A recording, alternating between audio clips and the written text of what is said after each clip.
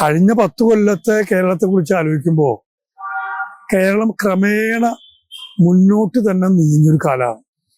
ഞാൻ നേരത്തെ പറഞ്ഞ ഇല്ലായ്മകളെല്ലാം ഇപ്പോഴും നിൽക്കുന്നുണ്ട്. ഇപ്പോഴും കുഴിച്ചെടുക്കാൻ എണ്ണയില്ല, കുഴിച്ചെടുക്കാൻ സ്വർണമില്ല, ഇതൊന്നുമില്ല. നമുക്ക് കൃഷിയിടത്തിന്റെ വിസ്തൃതി വളരെയേറെ വർദ്ധിച്ചിട്ടൊന്നുമില്ല. അങ്ങനെയൊക്കെ വന്നിട്ടും കേരളം പക്ഷേ പട്ടിണി കിടക്കാത്തൊരു നാടായിട്ട് വന്നു. ഏത് ജനങ്ങൾക്കും കയറിക്കിടക്കാൻ ഇടമുള്ളൊരു നാട്, വീട് ഉണ്ടാക്കി കൊടുക്കുക എന്നുള്ളത് സർക്കാരിന്റെ ചുമതലയാണ് എന്ന് തീരുമാനിച്ചൊരു നാടാണ് ഈ കേരളം.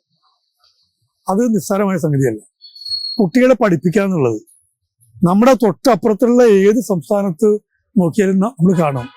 കാലത്ത് മുതൽ വൈകുന്നേരം വരെ റോഡിൽ പലവിധ ജോലിക്കുമായിട്ട് പോകുന്ന കൊച്ചു കുട്ടികളെ കാണാം.